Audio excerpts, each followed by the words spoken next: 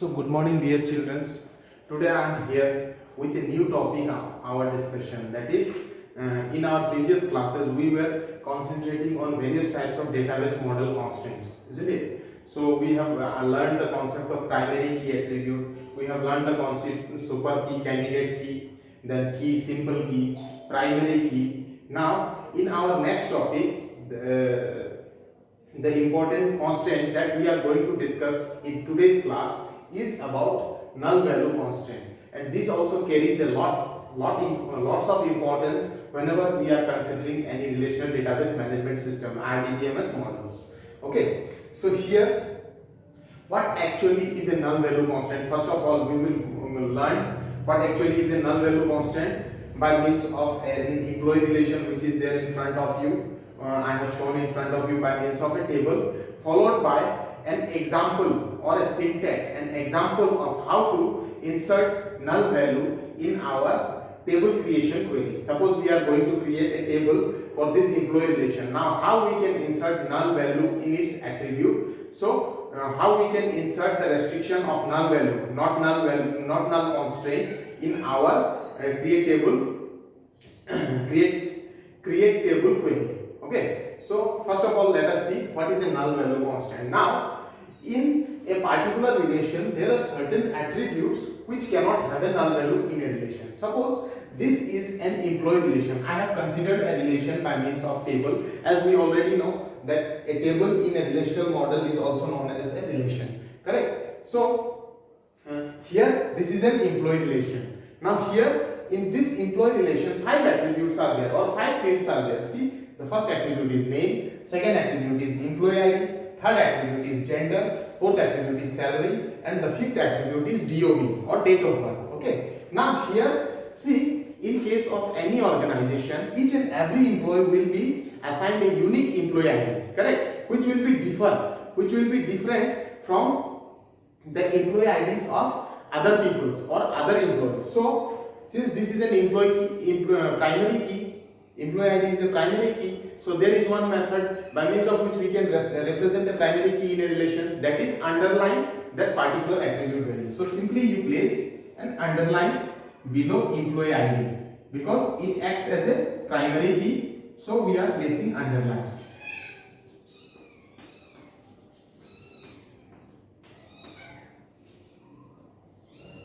Now here, our main motto or the main motive behind this class is not to learn the primary key. These are the things which we have already discussed, correct, in our previous classes. Today's my motto or my motive, my intention is to learn how to allow a particular attribute to have a null value in a relation, correct.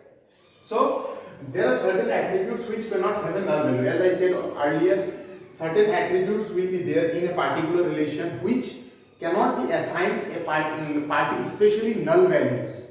Fine. So such kind of attribute is, for example, see, in our employee relation, in this relation, we have an attribute or field which is name.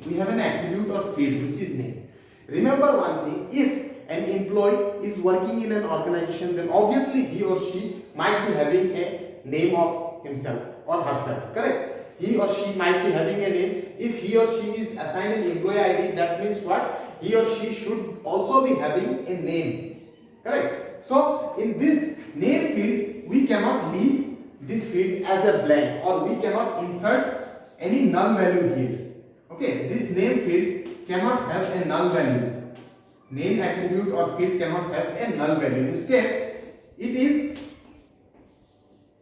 is compulsory to insert a particular name to that field, to that attribute. Okay, so in our employee relation, every employee must have a valid name. See, this is an employee relation and each and every employee should be having a valid name. Here the first one is XYZ, second one is ABC, PQ1. Suppose we have assigned employee ID 112, 113, 214 and we have not written the names of those particular employees. Is it possible to maintain their database? It is highly impossible. Okay, so in order to do so, whenever we are creating a database, a relation in a database, then always remember that we need to insert the name value in particular field, and it cannot be left as a null, it cannot be left as blank, because an employee ID has been assigned in front of it. That means he might also be having a name. Okay, so constant here in our employee relation, every employee must have a valid name, then the name attribute is constant to be not null. So in such situation, whenever such kind of situation arises where there is an attribute in which compulsorily we need to insert the data in that particular attribute. Okay, insert the data or insert a value in that particular attribute, then that should always be designated as not null constant by a keyword that is not null, and that will be coming under not null constants. Okay, so let us see how to do it. Suppose we have an employee relation here. How many attributes are there? Name, employee ID, gender, salary, and date of birth. Now we have created an employee relation with 5 attributes that are name, employee ID, gender, salary, date of birth. The same table when we are going to create in our MySQL command line argument, command line in our MySQL software, then there is a method or syntax. See, in case of computer language, in case of database management system, in case of any of the software languages, then the formula which we are generally using will be called as syntax. So suppose I need to insert the first name. See, suppose I need to insert the value of a single row, or suppose I need to create this employee relation first. Okay, here we are not inserting any of the data, we need to create an employee relation only. Employee relation, that is the table of employee relation, correct? So how it will go? See, create, the syntax will be like this: create table employee. Now the name of relation is employee, so the first will be create table name, followed by attribute data type, comma, within parenthesis first attribute value, then data type, comma, then attribute data type or domain name, see, comma, again attribute data type, domain name, salary number, domain name, then attribute domain name, and finally if any primary key has been assigned in our table, we need to insert that primary key under parenthesis. Okay, so here what happened? See, we are going ahead with the creation of an employee relation. We are going ahead with the creation of an employee table. So what I did, create table name. The name of our table is employee, so we have inserted employee. Now see, the first attribute we are taking is employee ID. Why? See, the order of insertion of attributes in a database does not matter. As I said earlier, there are certain characteristic features of a database management system relations, DBMS relations, database relations, that is the order in which we insert the attribute value is not important at all. So we are ignoring that in a sense means we are following that particular characteristic feature only, that is we are not going ahead with the order in which the table has been shown in front of us. So we are neglecting the order, instead we are using our own order. That is, in the first case what we have done, we have considered the employee ID attribute followed by its domain, that is employee ID is having a domain only integer, so we have inserted integer. Okay, the domain name is integer, or the data type of this employee ID will be integers only. Fine. Then attribute data type. Second attribute is name. Second one, first column I have taken first attribute value, that is name varchar. See, varchar, why I have used varchar stands for variable character, means if we need to insert a chain of statement, if we need to insert a long string, in such situation we go ahead with varchar. In this we have inside parenthesis we have inserted a symbol 20. That means what? The length of that particular variable character string should be not more than 20. Maximum capacity 20.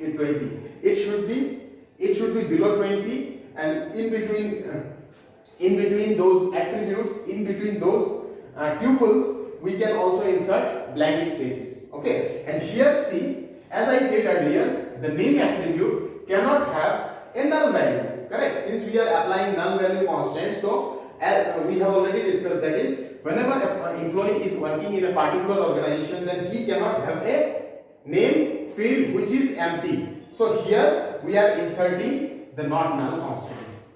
Okay, followed by the third attribute, that is gender. Here gender is followed by its data type character. Here see, we are only using a single character, either male or female. Either male or female. We are using only a single character, so inside parentheses we have inserted one value. That means what? Only one character will be inserted, will be needed to insert inside the relation. Then the next field or next attribute is salary. See, salary. Salary column, I have inserted number. Okay, number can be, if we would like to insert the digits and decimal point also, then we go ahead with decimal. Since here we are not going ahead with any floating point values or decimal values, so directly we have inserted the data type as number.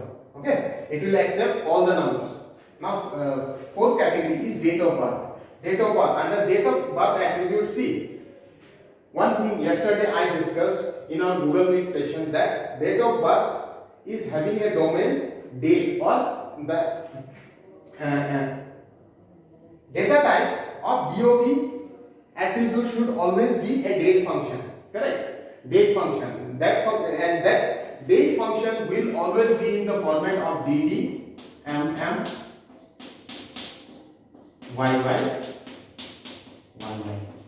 Okay, so this is DOB date. And finally, see, since we have declared employee ID as the primary key, so finally the value of primary key will be inserted with a name primary key in capital, in uppercase, followed by the name of the attribute which has been assigned as the primary key, that is employee ID. Then our bracket closed, followed by semicolon. Once we execute this query, then our employee relation will be generated with 5 attribute value, where our name field or name attribute will be having not null. Means whenever, if we go ahead and don't insert any